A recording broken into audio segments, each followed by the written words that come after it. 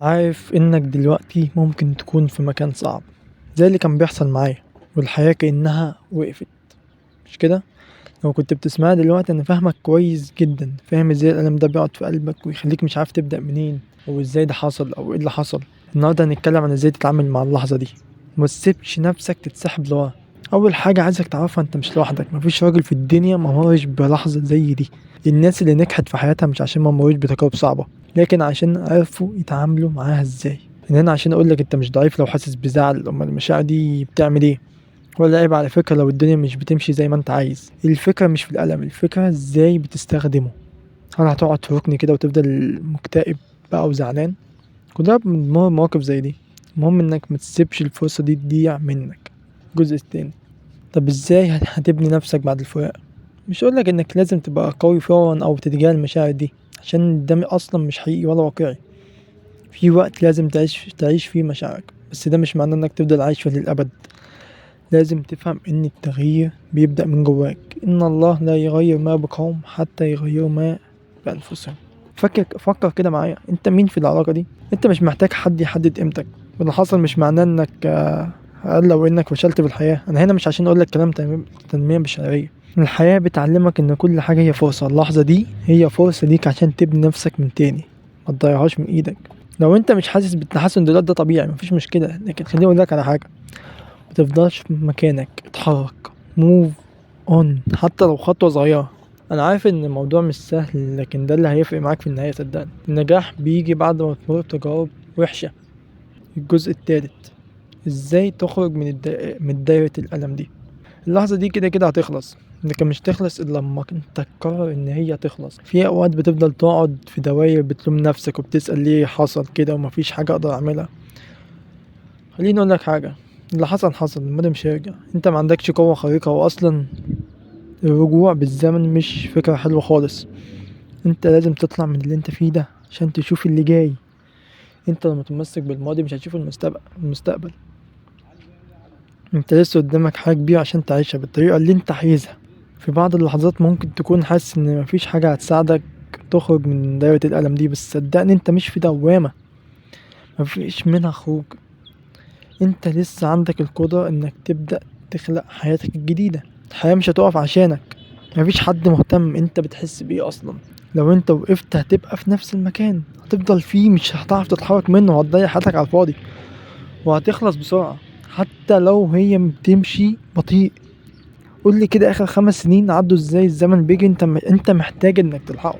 انا مش جاي اقول لك كلام نظري، انا جاي هنا عشان اقول لك انك تقدر تطلع من الدايره دي، عشان انا كنت في مكانك وكتير جدا كانوا في مكانك. انت مش قليل يعني. الجزء الرابع، القوه الحقيقيه بتيجي من جواك. بص، بكل صراحه الطريقه الوحيده اللي هتقدر تعيش فيها حياه حقيقيه هي انك تبنيها بنفسك. لو عايز خدمه ممتازه، تخدم نفسك، مفيش حد تاني يبني حياتك. انا هنا بعلمك انك مش محتاج حد عشان تكون كامل. لو كانت البنت سابتك، ده مش يعني انك مش كفاية، مش معناه انك مش كفاية، ده معناه انك في مرحلة لازم تكتشف نفسك فيها، تكتشف قدراتك الحقيقية. لازم تكون على علم ان القوة مش في حاجة مادية، ولا في حاجة ولا فيها علاقة بالقوة. القوة من جواك انت، الثبات الداخلي. قولي كده، لو انت مش ثابت من جواك، مراتك او خطيبتك تفضل معاك ليه؟ هتخاف على نفسها اصلا وعلى عيالها من شخص ضعيف من جواه. لازم تكون قادر انك تبني شخصيتك الصح، الرجولية.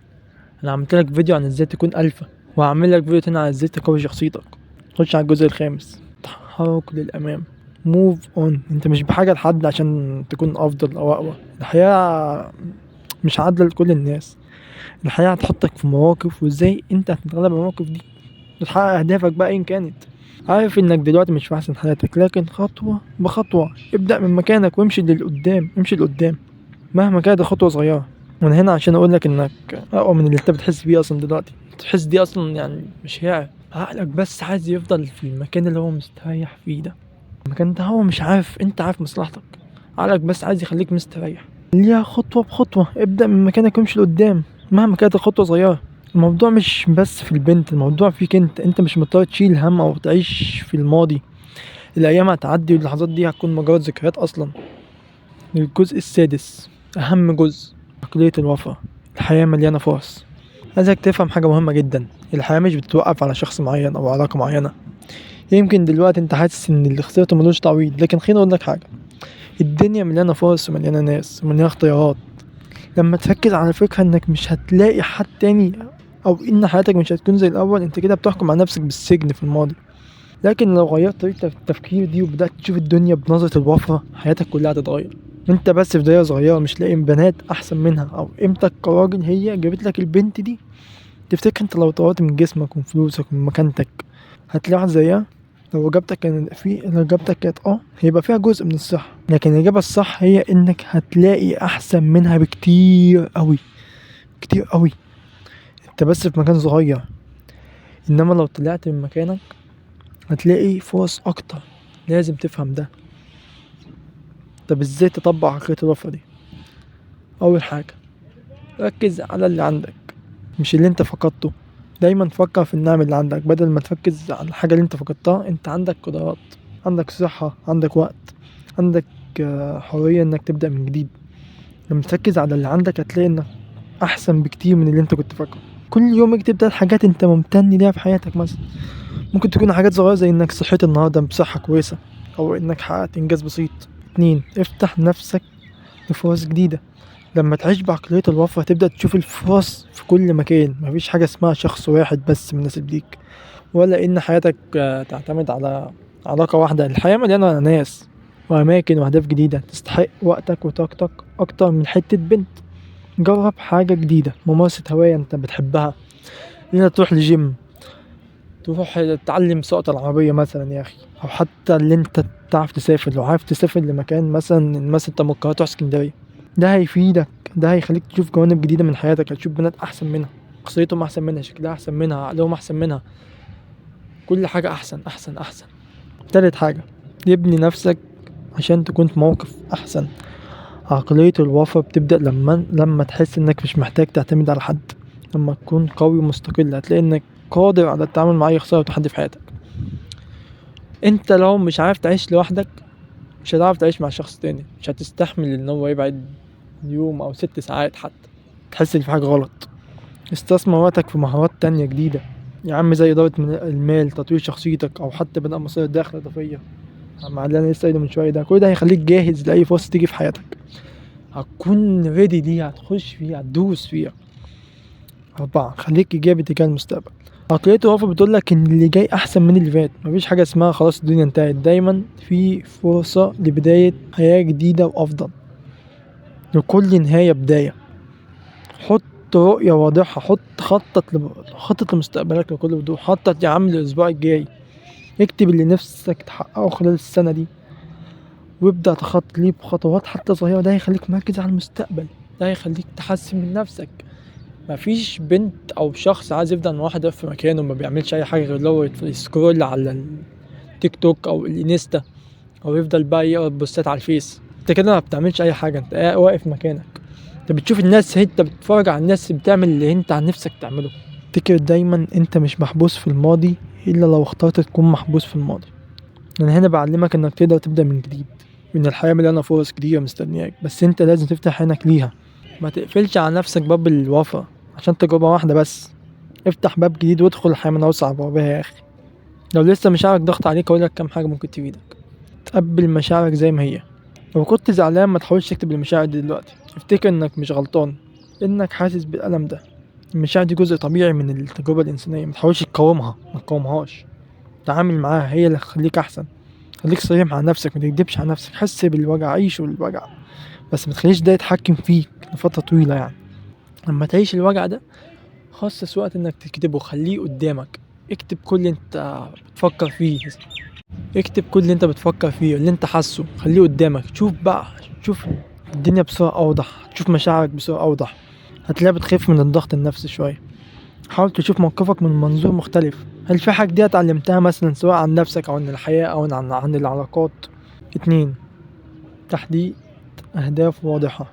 الخطوة التانية هي انك تحط اهداف بوضوح.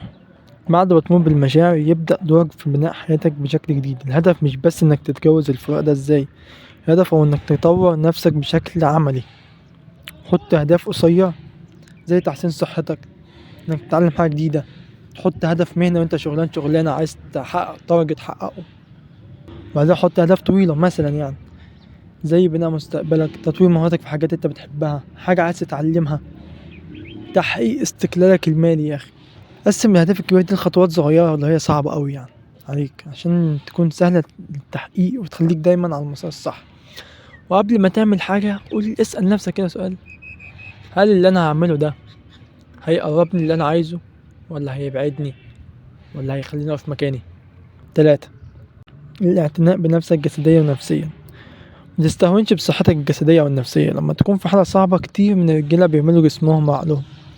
الصحة الجسدية والنفسية هتكون أساس قوتك المستقبلية. هي لما تهتم بنفسك تحس إنك جاهز لمواجهة التحديات. جسمك هيكون معاك، عقلك مش هيكون متشتت بحاجات تانية. يا أخي اتمرن حتى لو بشكل منتظم، خليه عندك روتين يومي حتى لو لنص ساعة. حاول تنظم نومك. اسمع كتاب لماذا ننام ده، كتاب يعني انت هتفهم فايدة النوم بطريقة انا ما كنتش متوقعها اصلا.